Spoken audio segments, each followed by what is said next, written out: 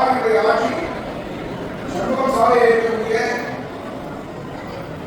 அந்த நிகழ்விலே இஸ்லாமிய பெண்களின் உட்பட பாராமல் அவருடைய நாட்டு நாட்டின் தாக்குதலுக்கு ஆளாக்கிய போது ஸ்டாலினுடைய காவல்துறை இஸ்லாமிய பெண்களிடத்தை புரட்சிகரமாக அடக்குமுறை ஏறிய போது நான் இதையெல்லாம் இருந்து குரல் கொடுத்தவர்கள் உங்களுக்காக இந்த சுற்றமாக ராஜேந்திரன் டிவியை வந்து உங்களுக்கு ஆதரவாக நீதி என்பதை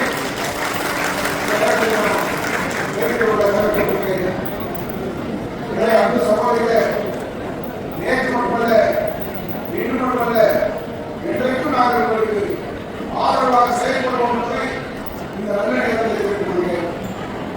வாக்கு வங்கிக்காக அரசியலுக்காக உங்களுடைய வாக்குகளை பெற வேண்டும் என்ற நோக்கத்தோடு நான் இதை சொல்லவில்லை. எங்களுடைய உதயதெய்வம் மாவட்டத்தில் அம்மா அவர்கள் நாட்டின் முதலமைச்சராக இருந்தபோது உங்களுக்காக பல்வேறு திட்டங்களை கொண்டு வந்தார்கள். உங்களுக்காக இலவசமாக அரிசி வழங்கினார்கள். இங்கிருந்து புனித யாத்திரை நீங்கள் மேற்கொள்கின்ற போது பல்வேறு வசதி வாய்ப்புகளை ஏற்படுத்துவதற்காக மாவட்டத்தில் அம்மா அவர்கள் 50,000 ரூபாய் மானியம் வழங்கிய பெருமை மாவட்டத்தில் அம்மா அவர்களுக்கு. அதே போல அவருடைய அரசியல்வாதி சார்பாக எடப்பாடி அவர்கள் இந்த நிகழ்ச்சியை ஏற்பாடு செய்ய உத்தரவிட்டார்கள்.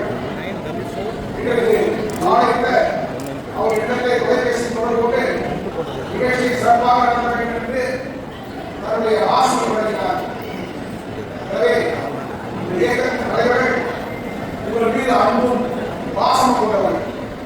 ஆனால் எடப்பாடி அவர்கள் முதலமைச்சராக இருந்தபோதுதான் வல்லன் ஜூசுக்காக இருக்கிற செம்பாக்கத்தில் இருக்கக்கூடிய ஒரு பகுதி ஓஎஸ்ஆர் 50 சென்ட் அந்த நிலத்தை வசூலியே பயன்படுத்துவதற்கு அனுமதி வழங்கப்பட்டது. இன்றைக்கும் அந்த இடத்திலே தான் இது போன்ற நோட்டு பெறக்கூடிய நிகழ்ச்சிகள் ஏற்பாடு செய்யப்பட்டு நடைபெற்றுக் கொண்டிருக்கின்றன. அதே போன்றுதான் அதை கலைஞர் கட்ட வாசக்கூடிய அடுத்த சாதகமான செல்வாக்கு தயாராக இருக்கும் பொழுது தீர்மானம் நிறைவேற்றி வாய்ப்பு உத்தரவு தப்பித்து அங்கே கடைகள் கட்டப்பட்டு வசூலி நிர்வாகத்திற்கு அந்த வருவாய் உதவக்கூடிய அளவுக்கு ஏற்பாடுகள் செய்திருந்தார். அதே போல செம்பாக பகுதியிலே 6 புறம் கவர்ஸ்தான் ஏற்படுத்துவதற்கு அவர்களின் எடப்பாடியாளருக்கு தான் உத்தரவிடப்பட்டிருக்கிறார். இப்படி